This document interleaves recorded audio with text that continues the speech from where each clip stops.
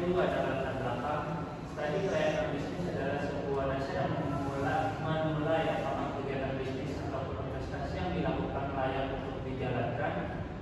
Dan menurut Mariana dan Sayanti 2018, studi kelayakan bisnis ini sangat penting untuk memastikan bahwa bisnis yang direncanakan dapat berjalan dengan baik, menguntungkan dan berkelanjutan dalam jangka panjang.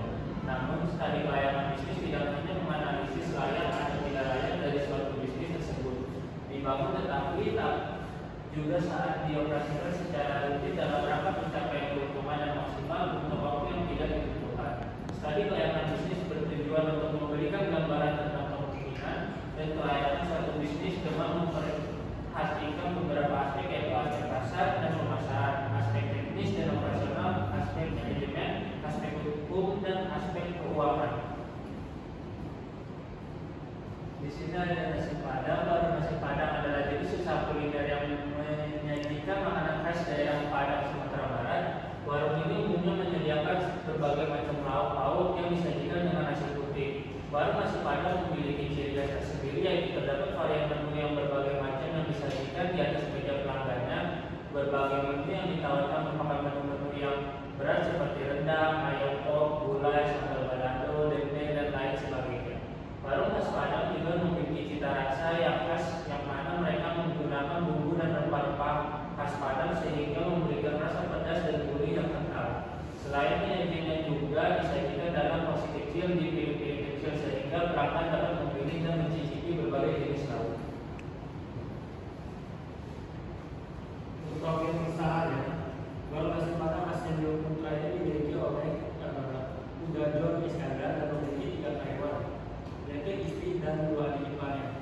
Satu bukan karyawan karena di situ dia emang digaji harian itu, jadi dianggapnya karyawan juga. Warung ini telah berdiri sejak tahun 2016 dan berlokasi di Kampung Bojau, RT 3 RW Jataki dan Ibu Kota Tangerang.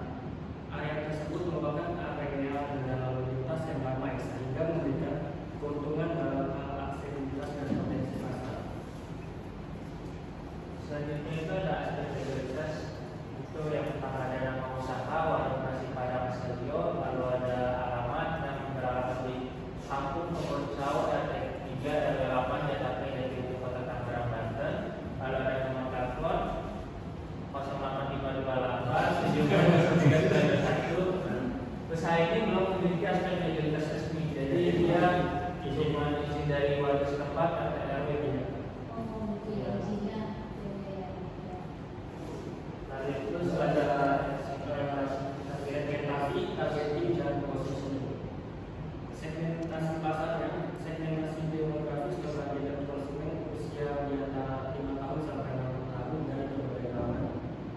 Untuk targetingnya menargetkan pekerja kantoran, pelajar, masyarakat umum yang memiliki masakan Padang dengan harga yang relatif murah. Positioningnya menawarkan makanan khas Padang yang otentik dengan harga terjangkau dan pelayanan yang murah. Selanjutnya ada marketing mix, yaitu ada produk menyediakan berbagai menu masakan Padang seperti rendang, ayam pop, gulai, dadar, perkedel, berbagai macam ikan dan lainnya. Lalu yaitu ada price, harganya serba 10.000 untuk paket nasi dan lauk perbungkusnya. Terus ada tempat yang berlokasi di perkampungan yang padat penduduk. Lalu ada promosi, yaitu promosinya dilakukan melalui Google Map dan ojek online seperti GoFood, GrabFood, dan ShopeeFood. Itu analis transportnya, kekuatan memiliki cita rasa khas Padang yang sangat kuat dan berlokasi di tempat yang strategis. Karena di perkampungan itu banyak kos-kosan itu kayak itu, dan harganya sangat terjangkau, dia serba sendiri. Untuk kelemahannya terbatasnya kapasitas tempat duduk dan interior yang kurang menarik. Lalu peluangnya, Padangnya di penduduk sekitar baik pribumi atau peradaban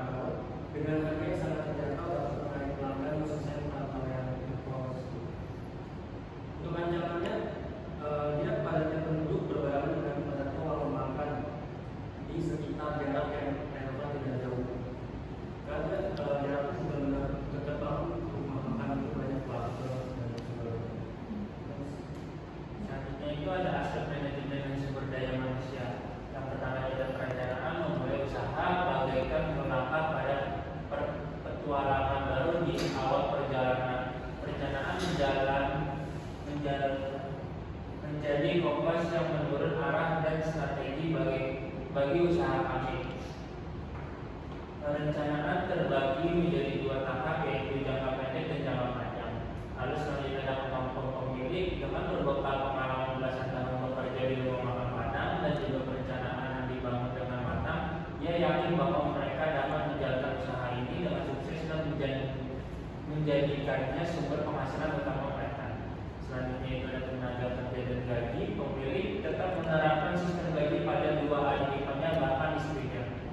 Pemilik menerapkan sistem gaji harian yaitu Rp70.000 per hari dan bonus bulanan dengan jumlah yang mengikuti omset bulanan. Ini ada aspek teknis. Untuk logo perusahaannya dia belum ada logo dia sendiri. Dia cuma memakai spanduk